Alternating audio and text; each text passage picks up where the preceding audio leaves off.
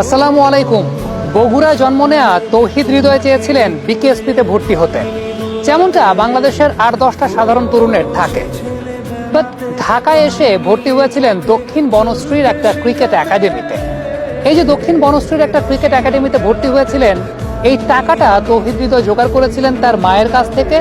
তার মা তার বাবাকে না জানিয়ে জমি বন্ধক রেখে এই টাকাটা তৌহিদ হৃদয়ের হাতে তুলে দিয়েছিল।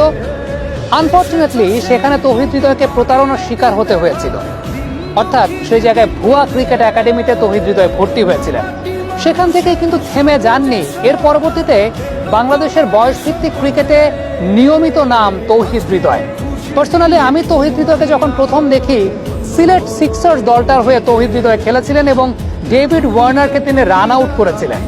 সে সময় তাকে নিয়ে অনেক সমালোচনা হয়েছিল যে একটা ইয়াং প্লেয়ার ডেভিড ওয়ার্নারের জন্য ক্রিজটা স্যাক্রিফাইস করেনি।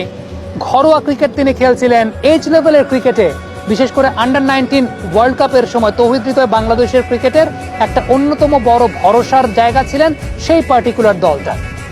কিন্তু এরপরও টপ লেভেলের ক্রিকেটে খুব বেশি আলো তিনি ছড়াতে পারেননি।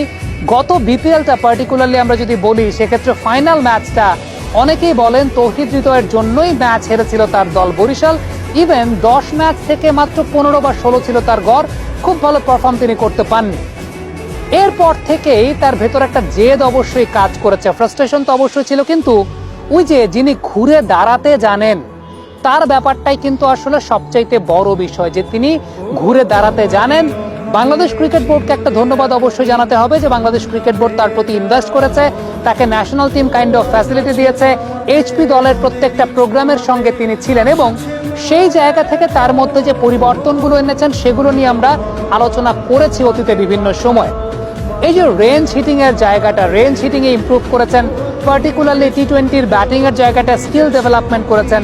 আমরা যদি আবারও একটু পার্থক্যের জায়গাটা দেখি, যে একটা সময় তৌহিদ হৃদয় যখন ধরেন খুব 2019-20 বা 20-21 মৌসুমের ব্যাটিং এর সঙ্গে একটু কম্পেয়ার করি, তৌহিদ হৃদয়ের এখন ব্যাকলিফটটা যেরকম হাই, একেবারে উইকেট কিপার বরাবর ব্যাকলিফটটা হাই, তখন ব্যাকলিফটটা এত হাই ছিল না। এখন যেরকম ওপেন স্ট্যান্সে তৌহিদ হৃদয় ব্যাটিং করছেন, পায়ের অবস্থানটা আপনারা দেখতে পাচ্ছেন এখন কিন্তু অনেক বেশি মাত্রায় ওপেন, যে কারণে অন সাইড অফ সাইড সবকিছুই তার জন্য অনেক বেশি মাত্রায় ওপেন।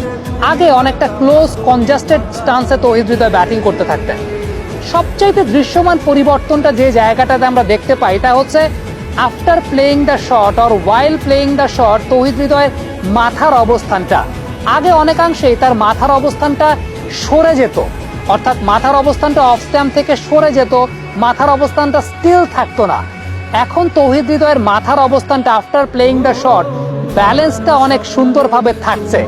এই হেড পজিশনটা কিন্তু ক্রিকেটে অনেক ইম্পর্টেন্ট। একটা প্লেয়ারের ব্যালেন্স কতখানি আছে সেই জায়গাটার পার্সপেক্টিভে চিন্তা করলে তার মাথার অবস্থানটা স্টিল থাকছে কিনা এইটা অনেক গুরুত্বপূর্ণ, যেটা তৌহিদ হৃদয়ের ব্যাটিং এই মুহূর্তে দেখা যায় যে হ্যাঁ, হেড পজিশনটা অনেক বেশি মাত্রায় স্টিল অবস্থা আছে। আমরা দেখছিলাম যে তিনি নো লুক শট প্র্যাকটিস করেছিলেন। এই নো লুক শটের যে প্র্যাকটিসের জায়গাটা, এর মাধ্যমেও দেখতে পেয়েছিলাম যে ওই যে হেড পজিশনটা একটা জায়গায় স্টিল থাকছে। এই যে নিজেকে আপগ্রেড করা, এটা কিন্তু একজন প্লেয়ার, তিনি হয়তোবা অনেক পরিশ্রম করেছেন, অনেক ঘাত প্রতিঘাত পার করেছেন, মানসিকভাবে যে শক্ত ছিলেন তার সবচাইতে বড় পরিচয়ক এই জায়গাটা। নয়তোবা ওই যে জমি বন্ধক রেখে মায়ের কাছ থেকে নেওয়া অর্থের বিনিময়ে ভুয়া ক্রিকেট একাডেমিতে ভর্তি হয়ে প্রতারণার শিকার হওয়া তৌহিদ হৃদয় আজকে বিপিএল এর মঞ্চ কাঁপিয়ে বেড়াচ্ছেন।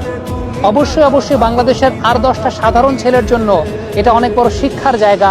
আর 10টা ক্রিকেটারের জন্য যারা অনেকাংশে ফ্রাস্ট্রেশনে ভোগেন, তাদের জন্য অনেক বড় শিক্ষার জায়গা।